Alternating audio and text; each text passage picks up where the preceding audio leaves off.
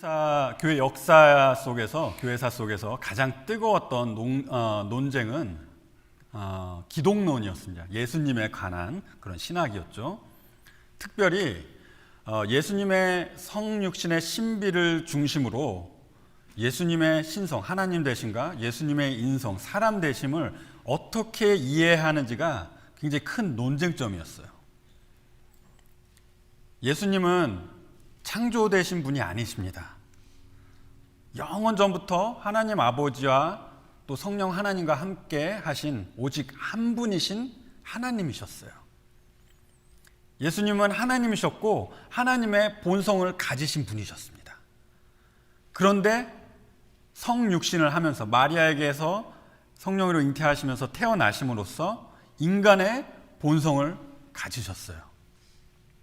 그렇다고 인간이 되셨다고 하나님의 신성을 잃어버리신 게 아니에요. 그렇다고 또 예수님이 하나님의 본성과 사람의 본성이 합쳐져서 마치 슈퍼휴먼 같은 그런 초능력적인 분이 되신 것도 아닙니다. 또는 예수님은 마치 하나님의 영이 인간의 몸을 꼭두각시처럼 움직이는 그런 분도 아니셨어요. 제가 이렇게 예수님에 대해서 몇 가지를 짧게 말씀드렸지만 지금 말씀드린 것은 350년이 넘는 그런 논쟁 속에서 8가지의 잘못된 교리들을 짧게 요약한 내용이에요. 이렇게 오랜 논쟁 속에서 결정체 같이 나온 결론이 있어요.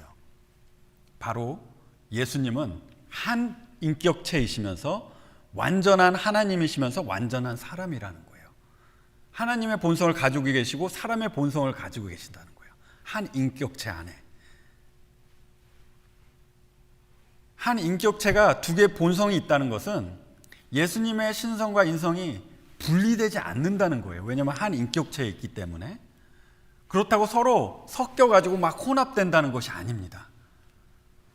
근데 신성과 인성은 이렇게 대립될 수밖에 없어요. 두 개가 같이 공존할 수가 없어요. 그런데 이렇게 대립된다고 하여도 예수님은 그 어떤 하나님의 신성도 잃지 않으시고 사람의 신성을 지니신 거예요. 그 두 개의 본성이 그대로 동시에 아무런 혼돈이 없이 뚜렷하게 그대로 존재를 하는 것이 그 논쟁 속에서 결정체처럼 나온 결론이었어요. 제가 시작부터 조금 어려운 말씀을 드린 것 같습니다. 하지만 예수님의 성육신을 이해하는 것이 참 어렵습니다. 제가 아무리 제 가진 모든 것을 다해서 설명을 하여도 아마 여러분들 이해를 다 만족시키지 못할 거예요. 그런데 제가 오늘 설교를 이렇게 시작하는 이유는 오늘 본문은 예수님께서 진정으로 사람의 모습으로 이 세상에 오신 것을 저에게 너무나도 잘 보여주고 있기 때문입니다. 그리고 오늘 말씀은 저희가 이 예수님의 성육신의 신비를 이해하는 데 큰 도움이 되기 때문에 이렇게 교회사의 논쟁점을 여러분들이 염두하셨을 때 오늘 말씀이 더 귀한 말씀이 되지 않을까, 더 이 말씀이 이해가 잘 되지 않을까, 그렇게 해서 여러분들에게 말씀드린 거예요. 자, 그러면 저희가 하나님이시지만 완전한 사람으로 이 세상에 오신 예수님의 이야기에 대해서 한번 읽어보도록 하겠습니다. 오늘 말씀은 누가복음 2장 40절부터 52절까지입니다. 제가 읽어드릴게요. 아기가 자라며 강하여지고 지혜가 충만하며 하나님의 은혜가 그의 위에 있더라. 그의 부모가 해마다 6월절이 되면 예루살렘으로 가더니 예수께서 12살이 될 때에 그들이 이 절기에 관례를 따라 올라갔다가 그 날들을 마치고 돌아갈 때에 아이 예수는 예루살렘에 머무셨더라.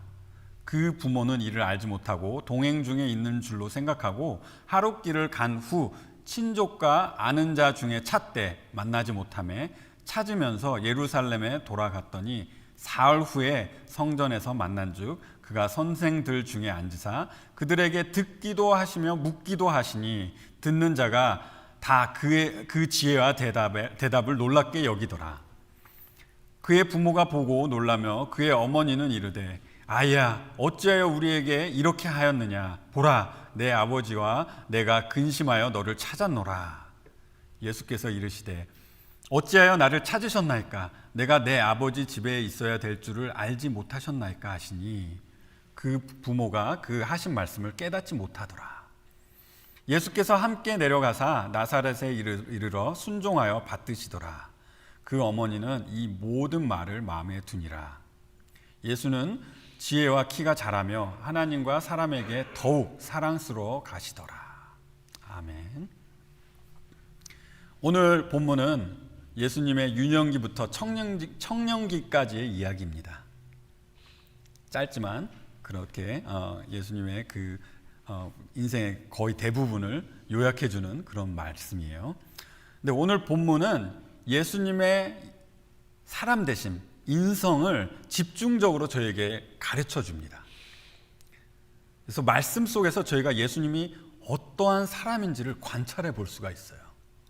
그래서 저는 여러분들에게 이렇게 설교를 드리고 싶어요. 첫 번째, 예수님은 말씀의 사람이셨습니다. 저희가 그것을 40절에서 볼 거고요. 두 번째는 예수님은 성령의 사람이셨습니다. 41절에서 51절에 제가 그것을 보게 될 거고요. 세 번째는 예수님은 사명의 사람이셨습니다. 마지막 절 52절에서 그렇게 하셨던 예수님을 저희가 보게 될 것입니다. 오늘 말씀을 통해 사람의 몸을 입고 오신 예수님을 저희가 본받게 되는 그런 삶이 되셨으면 합니다. 자, 첫 번째 말씀이 저에게 이제 보여주시는 예수님의 모습, 저희가 닮아가야 되는 예수님의 모습은 예수님은 말씀의 사람이셨습니다. 40절부터 52절을 전체를 다 보시면 저희가 시간의 흐름을 이제 보실 수가 있는데 40절은 이 시므온과 이제 지난 설교였죠. 시므온과 안나를 만난 후부터 12살 6월절 성전에 가시기까지의 시간을 말하고 있어요. 40절 한 구절이 한 12년을 말하고 있는 거예요. 그리고 41절에서 51절은 예수님이 12살 때 성전에서 일어났던 일, 한 8일에서 한 10일 정도의 그런 이야기를 말씀하시고 있는 거예요. 그리고 52절은 그 후에 예수님께서 사역을 시작하기 전까지의 시간을 말하고 있어요. 그래서 12살에서 예수님의 공생애가 30살에 시작하셨다면 한 18년 정도를 얘기하는 거죠. 그래서 이제 학자들마다 이제 다르겠지만은 예수님의 탄생의 연도를 몇 년으로 보느냐에 따라서 대략 30년에서 35년 정도의 시간을 오늘 본문이 요약해서 기록하고 있어요. 40절에 자라며 또 52절에 자라가며라는 단어들이 여러분 보이시죠? 이 자라다라는 의미가 이렇게 반복되면서 예수님이 태어나시면서부터 모든 것을 갖추신 분이 아니라 예수님이 점차 자라고 또 자라서 예수님이 성인의 모습으로 차츰 변화되고 있는 것을 이 말씀이 저에게 보여주고 있어요. 그래서 이제 40절을 보시면은 예수님의 변화 과정을 이제 저희가 읽을 수가 있는데 40절을 제가 다시 읽어드리면 아기가 자라며 강하여지고 지혜가 충만하며 하나님의 은혜가 그의 위에 있더라. 여기서 이제 아기가 자라며라는 의미는 굉장히 아기가 그냥 정상적으로 성장하는 것을 의미해요. 아기가 태어나서 불편하면 울기 시작하죠. 기저귀가 축축하고 그러면 울기 시작하죠. 예수님도 그러셨을 거예요. 그러다가 이제 목이 이제 힘이 들어가기 시작하면 이렇게 엎드려서 뒤집기도 하고 또 이제 말이 트여서 엄마 하면서 말하기도 하고 기어 다닐 줄도 알고 그러다가 이제 수십 번 넘어짐을 통해서 이제 걸음마도 하게 되고 그리고 말을 배우고 문장을 익히고 소통하는 법을 터득하고 글도 가르쳐주면 잘 읽고 또 가르쳐주는 것을 잘 이해하고 인지하고 응용하고 그리고 키도 쑥쑥 크고 이렇게 12살 전까지 다양한 것을 배우고 습득하게 돼요. 아이들이. 이런 것들이 굉장히 평범한 그런 성장 과정이죠. 그래서 여기서 아기가 자랐다는 것은 예수님도 자라실 때 이렇게 평범한 아이들의 성장 과정을 동일하게 거치셨다는 것을 의미하고 있어요. 단 예수님의 이런 평범한 성장 과정 속에 저희와 조금 다른 것은 이제 예수님은 죄를 짓지 않으셨다는 것이죠. 저도 아이를 3명 키우지만 저는 저희 집이 가끔 죄인들이 모여서 사는, 죄인들이 우글우글 사는 곳이라고 느껴질 때가 있어요. 그래서인지 어린 예수님을 자녀로 함께, 죄를 짓지 않고 순종하시는 예수님을 자녀로 함께 산다는 것이 무엇일까 좀 상상하기가 어려운 거죠. 자, 여기서 이제 또 강하여지고 지혜가 충만하다는 말이 이제 나와요. 근데 이것은 원어의 문법적으로 이 강하여지고와 이 지혜가 충만하다는 것을 연결해서 해석해야 돼요. 그래서 여기서 강해진 것은 신체적인 의미보다는 지혜가 자라서 이렇게 강해지는 그런 의미를 전달해 주고 있어요. 이 지혜 속에는 이제 지적, 정신적, 영적인 것을 다 포함합니다. 그리고 다음에 하나님의 은혜가 그 위에 있더라 라는 것은 이제 저희처럼 자격 없는 죄인들이 하나님께로부터 하나님께서 거저 주시는 그런 은혜를 의미하는 것이 아니라 예수님은 그런 하나님의 죄인들이 받아야 되는 은혜를 받으실 필요가 없으셨어요. 그래서 여기서 나오는 하나님의 은혜가 그 위에 있다는 것은 하나님의 보살피심, 은총, 하나님의 호의를 의미를 하는 거예요. 그래서 아직 어린 예수님을 항상 하나님께서 이렇게 지켜서 돌보셨다는 것을 이제 의미하는 거죠. 자, 40절이 짧은 구절이지만 이 구절 속에는 이 성장하며 변해가는 예수님의 모습을 보여주시면서 이제 예수님이 저희와 같은 사람이셨다는 것을 아주 잘 보여주고 있는 거예요. 근데 외경 중에 이제 도마 복음서가 있어요. 이것은 절대로 성경이 될 수 없는 그냥 외경입니다. 저는 오히려 이런 책들이 저희에게 더 혼돈스럽게 만들기 때문에 이 책에 대해서, 이런 외경들에 대해서 큰 가치가 없다고 생각할 때가 많아요. 그런데 이 책 내용 중에는 예수님의 어린 시절에 예수님이 흙으로 비둘기를 만드시고, 또 예수님이 아이를 저주해서 죽이기도 하시고 그 아이를 다시 살리시는 내용을 이렇게 담고 있어요. 근데 이런 것은 저희가 이 성경으로 이해하는 예수님답지 못한 그런 행동이 여기에 기록된 거예요. 그런데 이 책은 예수님이 마치 어린 나이 때부터 인간의 능력을 넘어서서 마치 이렇게 초능력자 같은 그런 모습으로 이 도마 복음서에는 예수님을 그려주고 있어요. 어떻게 보면 예수님이 정말 우리와 같은 사람이셨을까 하는 이 혼돈이 생길 수밖에 없는 거죠, 이런 책을 읽을 때. 그런데 누가는 40절 이 짧은 한마디를 통해서 예수님이 사람 되심을 혼돈의 여지가 없이 정확하게 저에게 보여주고 있는 거예요. 자, 그래서 예수님에 대해서 저희가 잘 알아가려면 엉뚱한 곳에서 예수님 찾으시면 안 되는 거겠죠. 오로지 성경을 봐야 합니다. 그와 마찬가지로 예수님도 하나님의 뜻을 알기 위해서 성경을 보셨어요. 이 어린 나이 때부터 성경을 배우셨어요. 저희처럼. 특별히 여기 이제 하나님의 은혜가 그 위에 있더라라는 말은 성령 하나님이 예수님과 함께 하시면서 하나님의 말씀을 배우고 읽을 때 그 말씀을 깨닫기 위해 필요한 모든 것을 내려주신 것을 연상하게 해요. 그래서 성령님의 역사를 통해 성경을 예수님께서, 이 어린 예수님께서 배워가시면서 이 구약의 말씀이 자신을 가리키는 것을 깨달으신 거예요. 그러면서 자신의 정체성을 깨닫기 시작하신 거죠. 성경을 통해서 예수님 자신이 누구이신지, 또 무엇을 해야 하는지, 어떤 고난을 받게 될 것인지, 또 세상을 나중에 어떻게 다스릴 것인지, 이 모든 것을 성령님의 역사를 통해서, 성경의 말씀을 통해서 알게 되셨어요. 저희처럼 그냥 무슨 초능력이 있어서 아기 때부터 다 알고 계신 게 아니라 사람이 배우는 그런 과정을 통해서 예수님도 그 모든 것을 깨닫게 되셨다는 것입니다. 저희는 예수님을 닮아가야 되는 그런 사람이죠. 예수님이 사람이 되셔서 저에게 모범을 보여주셨어요. 하나님이 되신, 그리고 사람 되신 예수님, 그리고 말씀의 권위를 직접적으로 가지고 계신 예수님도 인간의 몸을 입으셨을 때 성경을 통해 하나님의 뜻을 배워가셨다면 저희는 이 세상을 살아가면서 얼마나 성경을 의지해야 되겠습니까? 여러분, 저의 겉사람은 항상 낡아집니다. 어떤 때는 이렇게 이제 노년기로 가실수록 굳어진 머리로 더 이상 무엇을 배울까 이렇게 생각하실 수도 있어요. 하지만 고린도후서 4장 16절의 말씀은 저의 속사람은 날로 새로워진다고 하세요.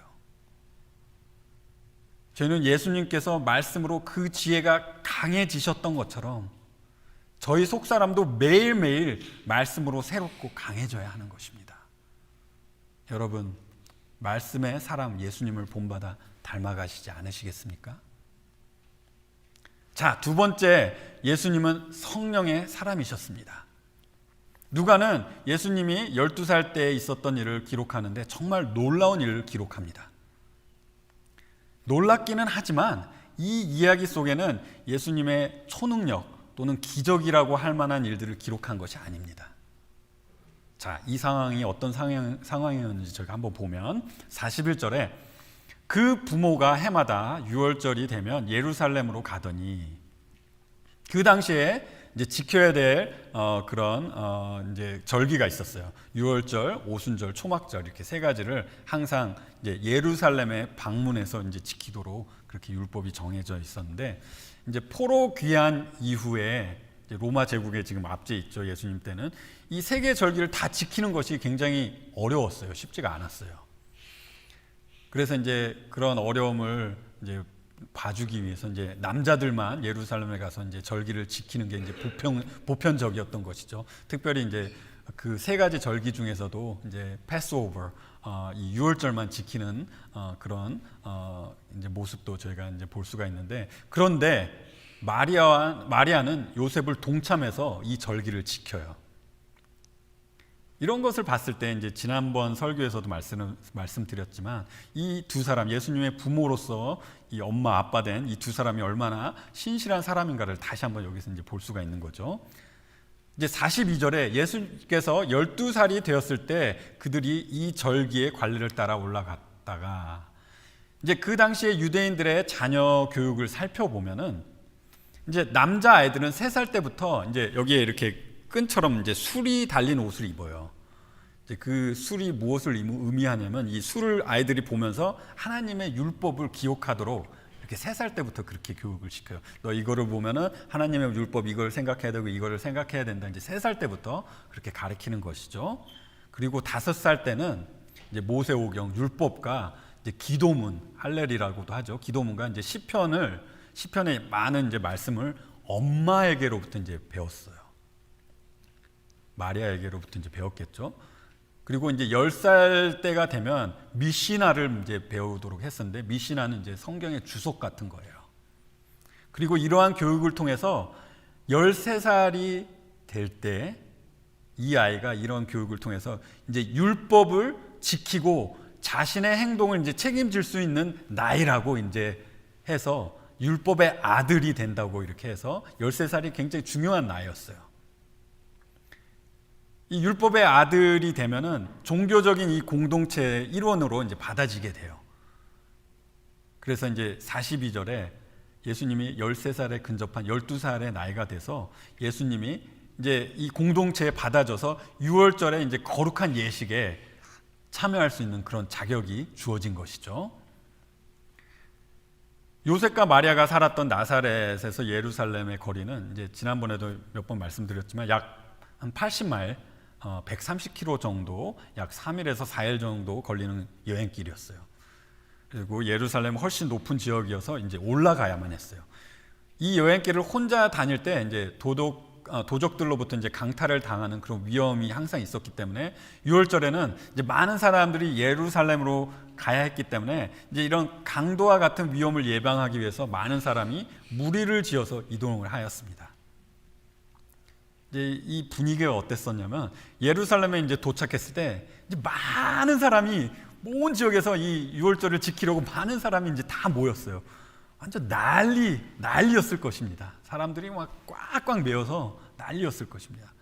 성전에 제사를 드리기 위해서 이 유월절이 한 7일 정도의 기간인데, 그 7일간 이 모든 국민이 와서, 대부분의 국민이 와서 이제 제사를 드리는데 그 줄이 얼마나 길었겠어요. 줄줄이 이제 줄을 서서 이제 자기 순번을 기다리면서 이제 제사를 드렸겠죠. 그리고 수많은 동물의 피가 흘려서 이제 수많은 동물이 죽어서 그 피가 흐르는 것이 볼 수 있는 그런 날이었어요. 하지만 이 날은 피로 범벅되는 그런 날만은 아니었습니다. 또 이 제사만이 아니라 유월절을 기념하기 위해 이 유대인들은 양고기와 누룩 없는 빵을 먹었어요. 아마도 이것은 굉장히 즐거운 만찬이었을 거예요. 오랜만에 고기를 먹는 그런 만찬이었을 거예요. 이 만찬을 준비하기에 또 많은 사람들이 숙박시설을 또 찾아야 됐겠죠.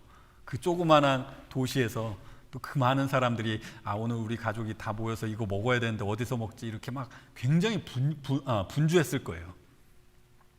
이렇게 분주한 난리 속에서 이제 사람 한 명 잊어버리는 것은 아마 큰 일도 아니었을 것입니다. 예수님은 12살이 되셔서 이제 사랑하는 부모님과 함께 이런 모든 전례를 다 이제 배우고 경험했던 것이죠. 예수님도 양을 이렇게 죽여서 피를 흘리고 번제를 드리는 이 제사를 이때 처음 아마 경험하셨을 거예요. 그런데 예수님은 12살이 되시기 이전에 이미 성경을 통해 이 제사가 누구의 희생을 가리키고 있는지 잘 아셨어요. 12살의 나이에 피 흘려 죽는 어린 양을 바라보면서 언젠가 예수님 자신도 이렇게 희생되어야 한다는 생각을 하셨을 거예요. 자, 그런데 유월절 행사가 이제 다 끝나기도 전에 이제 끝났는데 큰 일이 벌어집니다. 43절에 보시면 그 날들을 마치고 돌아갈 때에 아이 예수는 예루살렘에 머무셨더라. 그 부모는 이를 알지 못하고 동행 중에 있는 줄로 생각하고 하룻길을 간 후 친족과 아는 자 중에서 찾되 만나지 못함에 찾으면서 예루살렘에 돌아갔더니 사흘 후에 성전에서 만난즉. 이제 그날이 다 마쳤다라는 것은 유월절 이제 행사가 끝난 거예요. 유월절 행사가 아까도 말씀드렸듯이 한 7일간 이어진다고 말씀드렸죠. 그래서 7일이 지나고 이제 나사렛으로 이제 돌아가는데 70마일의 여행길, 하루를 갔다고 하면은 한 20마일 정도 갔을 거예요.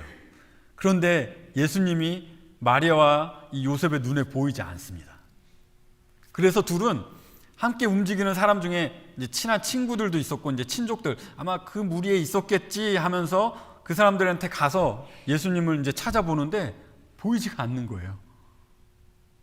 이 12살이 뭐 적지 않은 나이기도 하지만 그래도 어려요. 그래서 12살 아이를 잊어버리면 부모로서 이제 크게 걱정을 할 수밖에 없는 거겠죠.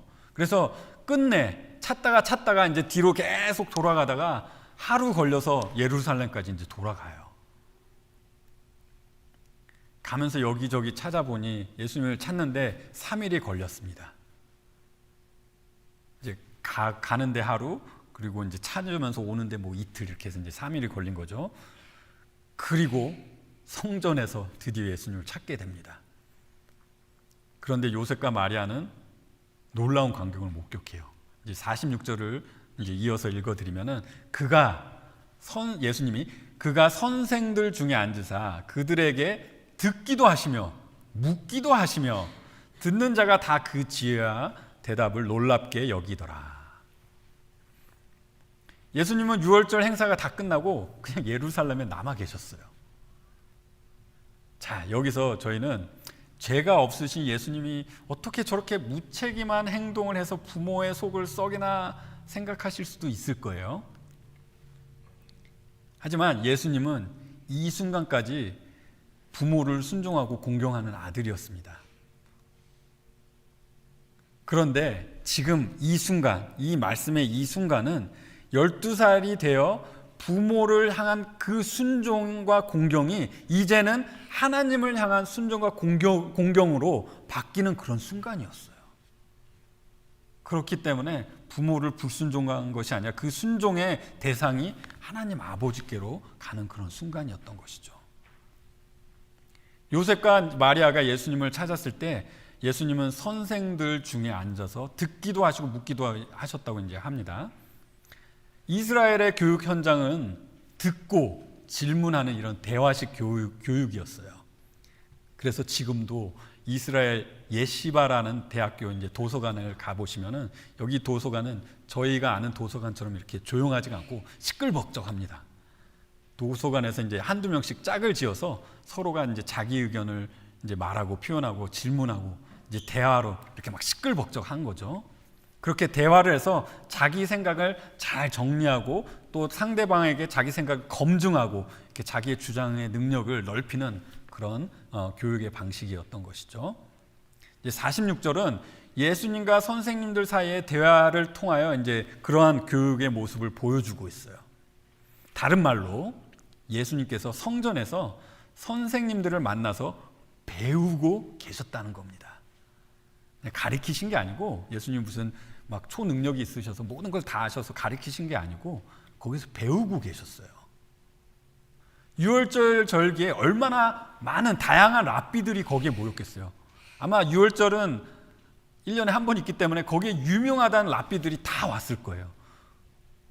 그러한 유명한 선생님들 거기에 이제 껴서 이제 예수님이 누구와 만난지는 기록되지 않았지만 이제 그러한 선생님들에게 질문하기도 하고 그리고 그러한 선생님들의 이제 답을 듣기도 했던 것입니다.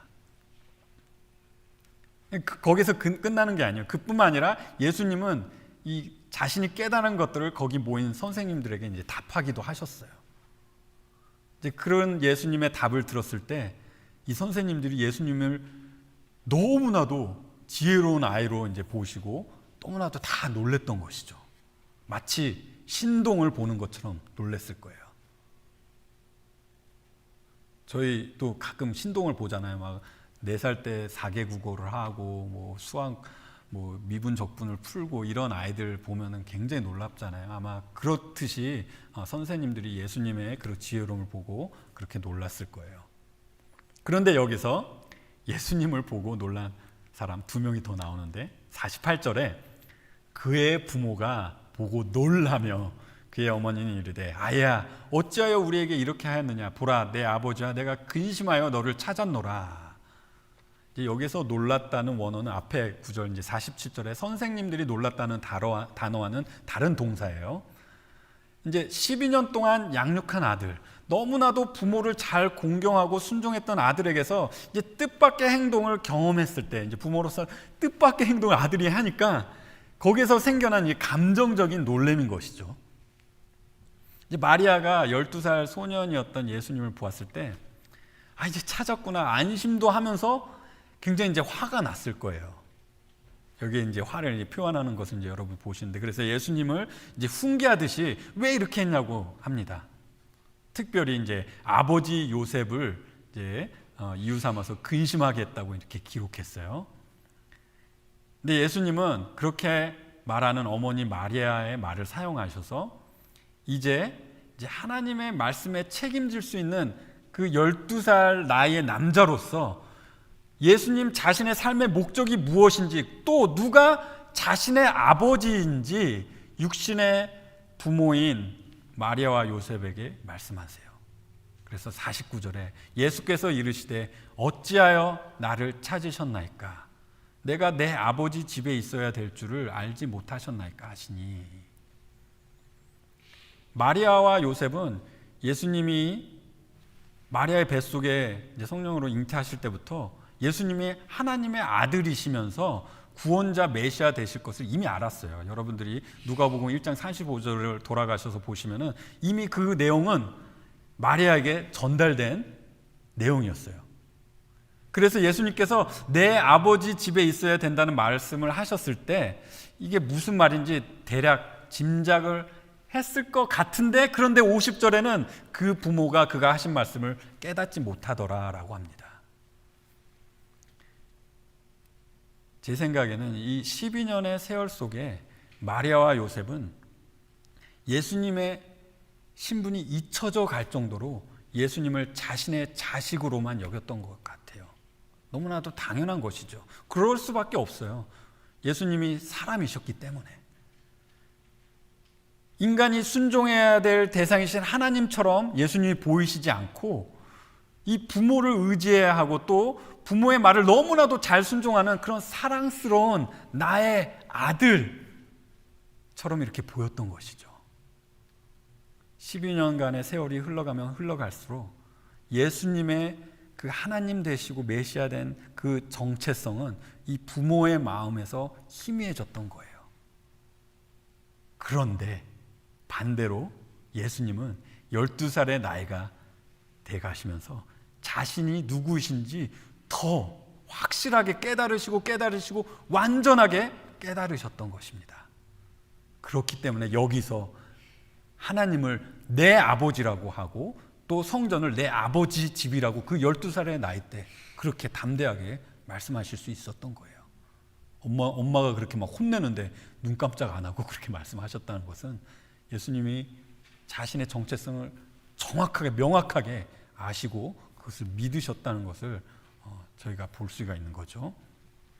그리고 요셉과 마리아에게 하나님이 내 아버지라고 말한 것은 자신이 인간으로부터 부모만을 공경해야 하는 그런 아들로 태어난 것이 아니라 하나님의 독생자 아들로서 하나님의 뜻을 이루기 위해서 이 세상에 오신 메시아인 것을 이 부모님에게 다시 상기시켜 주는 것이었습니다.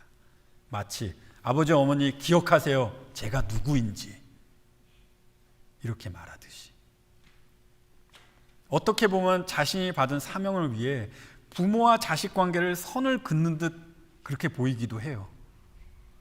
12살 나이치고는 조금은 차갑고 매정한 모습이 아닌가 생각이 됩니다. 그런데 51절의 말씀은 저희가 그렇게 생각하지 않도록 바로 잡아줍니다. 51절에 보시면 예수께서 함께 내려가사 나사렛에 이르러 순종하여 받으시더라. 그 어머니는 이 모든 말을 마음에 두니라. 예수님은 자신이 하나님의 아들이며 자신이 곧 하나님이며 모든 권세 능력을 가지신 분이시고 이 세상을 다스릴 왕이라는 것을 이미 알고 계셨지만 예수님은 다시 나사렛 그 촌동네로 내려가셔서 부모님을 순종하고 부모를 기쁘게 하는 그 12살의 아이의 삶으로 다시 돌아가십니다. 겸손함을 보여주시는 것이죠. 이제 말씀드렸던 것처럼 41절에서 51절의 기록은 이 특별한 기적을 기록한 것이 아니에요. 오히려 배우려 하는 예수님의 모습을 보여주면서 예수님의 사람 되심, 예수님의 인성을 저에게 잘 보여주고 있는 그런 말씀입니다. 그리고 예수님께서 12살이 될 때까지 자신에 대해서 이제 무엇을 알고 계셨는지를 저에게 또 잘 보여주는 그런 말씀이에요. 예수님의 정체성을 예수님이 얼마나 알고 계셨는지 그것을 저에게 잘 보여주는 내용이죠. 예수님은 자신이 하나님의 아들이고 자신이 메시아인 것을 분명히 알고 계셨습니다. 이미 말씀드렸지만 이 모든 것은 성령님의 역사로 말씀을 통해서 가르쳐 주신 거예요. 이제 이사야서 11장 1절부터 3절의 말씀을 보시면은 이 성령님의 능력으로 인하여 예수님의 지혜가 자라가는 것을 이제 예언하는 것을 볼 수가 있어요. 제가 읽어드리면 이사야서 11장 1절 읽어드리면 이새의 줄기에서 한 싹이 나며 그 뿌리에서 한 가지가 나서 결실할 것이요. 이새는 이제 다윗의 아버지죠. 그래서 이제 다윗의 그 혈통에서 이제 한 가지가 난다는 것은 이제 이사야 때 장차 오실 메시아를 말하고 있는 거예요. 그 위에 여호와의 영, 곧 지혜와 총명의 영이요 모략과 재능의 영이요 지식과 여호와를 경외하는 영이 강림하시리니. 여호와의 영, 이 성령님이 메시아의 위에 강림하신다고 했는데 이 성령님을 지혜와 총명의 영, 또 모략과 재능의 영이라고 하는데 오늘 본문 40절의 말씀과 연관을 짓지 않을 수가 없어요. 3절에 그가 여호와를 경외함으로 즐거움을 삼을 것이며 그의 눈에 보이는 대로 심판하지 아니하며 그의 귀에 들리는 대로 판단하지 아니하며. 이제 구약에서부터 성령님이 예수님과 함께 하실 것을 예언하였듯이 예수님은 마리아의 이 태중에 임신될 때부터 성령님이 예수님과 함께하는 예수님은 그런 사람이셨습니다. 그리고 성령님께서는 12살이 되는 아이에게 지혜와 총명의 영으로서 이 말씀을 통해서 모든 것을 다 알려주셨어요. 12살이 되기까지. 그렇기 때문에 아까도 말씀드렸듯이 담대하게 그 어린 나이에 하나님을 내 아버지라고 확신할 수 있었던 거예요.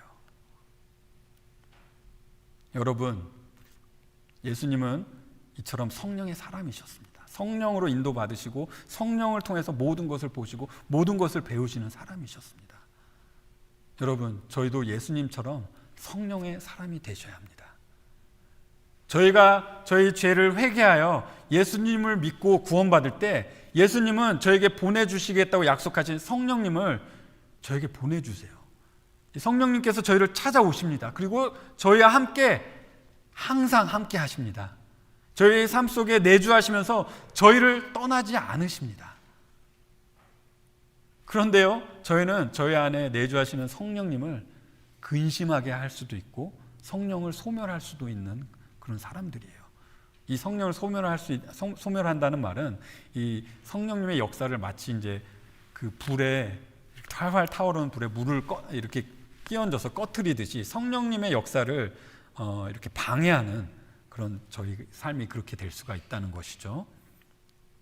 그런데 그 반대로 저희는 성령의 충만함으로 살아갈 수도 있어요. 이 말은 성령님의 능력이 삶에 넘쳐나는 것을 말합니다. 그래서 예수님처럼 예수님께서 성령이 충만하셨던 것은 이 예수님이 정말 죄가 없으시고 하나님의 말씀을 배우시고 배우신 대로 다 순종하셨기 때문에 예수님은 이 성령이 충만하실 수밖에 없으신 그런 분이셨어요. 성령님이 내주하시는 거랑 성령이 충만하신 거는 조금 다른 개념이에요. 저희가 예수님과 같이 이렇게 성령의 충만함 속에서 살아가려면 저희도 예수님을 닮아서 저희도 죄에서 멀어지고 또 하나님의 말씀 속에 있는 모든 것을 순종하면서 살아갈 때 저희도 예수님처럼 성령이 충만해질 수밖에 없는 거예요.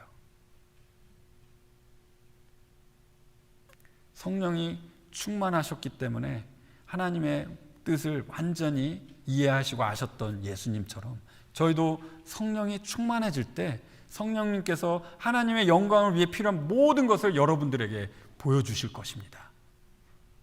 여러분, 예수님처럼 성령의 사람이 되시지 않으시겠습니까? 마지막으로 예수님은 사명의 사람이셨습니다. 52절에 예수는 지혜와 키가 자라가며 하나님과 사람에게 더욱 사랑스러워 가더라. 이 누가복음의 저자 누가는 예수님의 성장 과정을 계속 이어서 말합니다. 이 키가 자라는 것은 시간의 흐름 또는 예수님의 육신의 성장을 이렇게 의미하는 것이죠.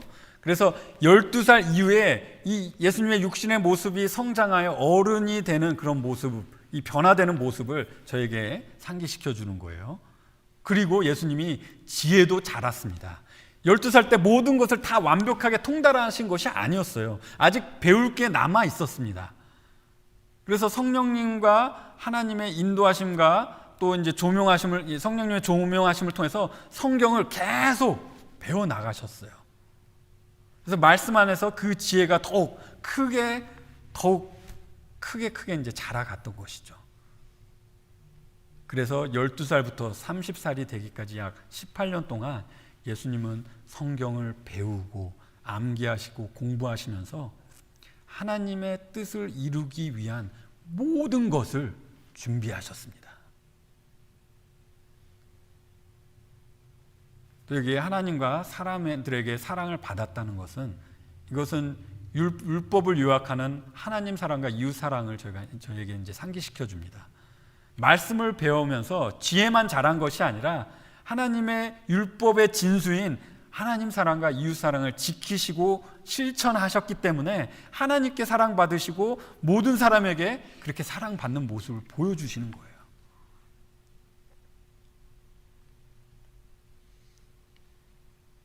(52절) 또 이제 예수님의 지속적인 성장을 기록하면서 예수님의 사람 되심, 예수님의 인성을 저에게 다시 한번 명확하게 보여줍니다.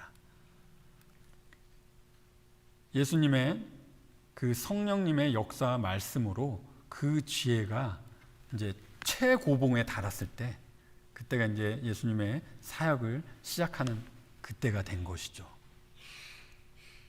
예수님은 사역하시기 전에 광야에서 시험을 받으시면서 그 30살까지 배웠던 말씀으로 모든 시험을 이겨내셨어요.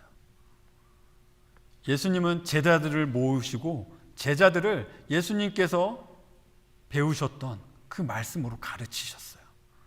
예수님은 성령님의 역사와 하나님의 그 놀라운 섭리의 능력을 통해서 예수님이 알고 계신 말씀을 모두 다 이루셨어요.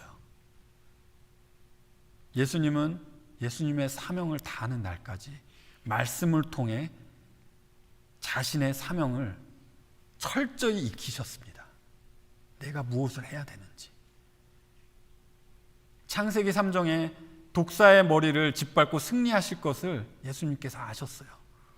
그런데 또 그 발꿈치가 상할 것을 또 아셨어요. 그 말씀 속에서 예수님이 어떠한 사명을 감당해야 될지 준비하셨을 거예요. 승리를 하시지만 그 아픔이 있을 것을 준비하셨을 거예요.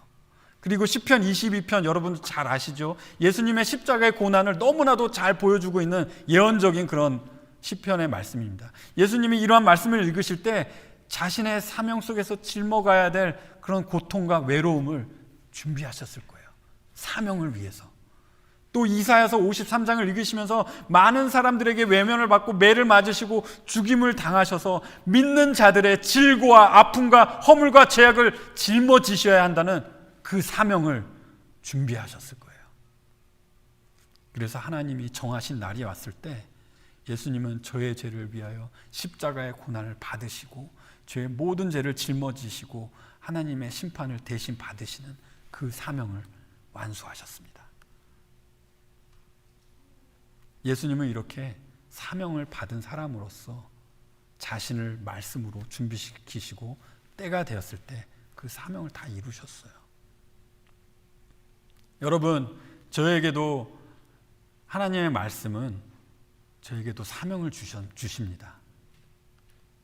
마태복음 28장 19절에 그러므로 너희는 가서 세상의 모든 민족의 모든 사람들을 제자로 삼아 아버지와 아들과 성령의 이름으로 세례를 베풀고 내가 너희에게 명한 모든 것을 그들에게 가르쳐 지키게 하라.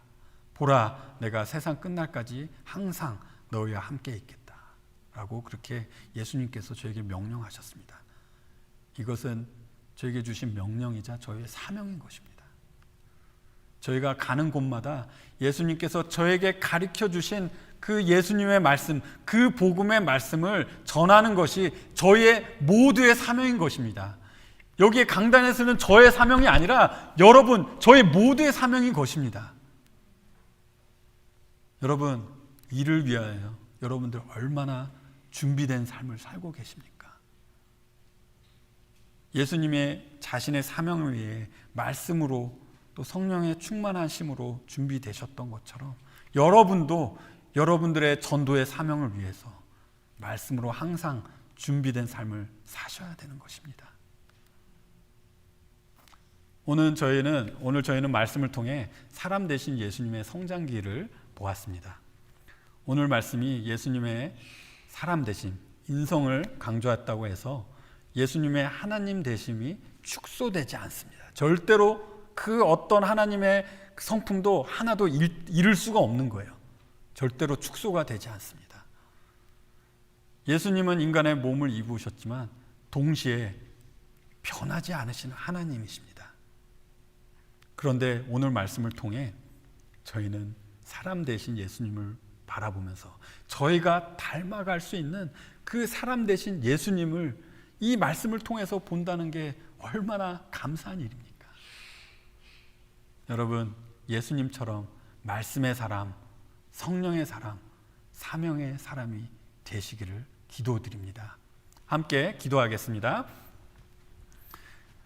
하나님 아버지, 오늘 말씀을 통해서 정말 신비스러운 예수님의 그 성육신의 비밀을 저희가 잠깐 보았습니다. 어떻게 천지를 창조하시고 영원하시고 이 시간을 창조하시며 또 무에서 유를 창조하시는 그 하나님이 저희와 같은 그런 본성을 입고 이 세상에 오셨는지 저희가 다 이해할 수 없지만 하나님께서 말씀을 통해서 예수님이 사람이 되신 것을 보여주셨고 저희가 그러한 예수님을 닮아갈 수 있는 그 길을 열어주신 것을 저희가 은혜로 받고 주님께 감사드립니다.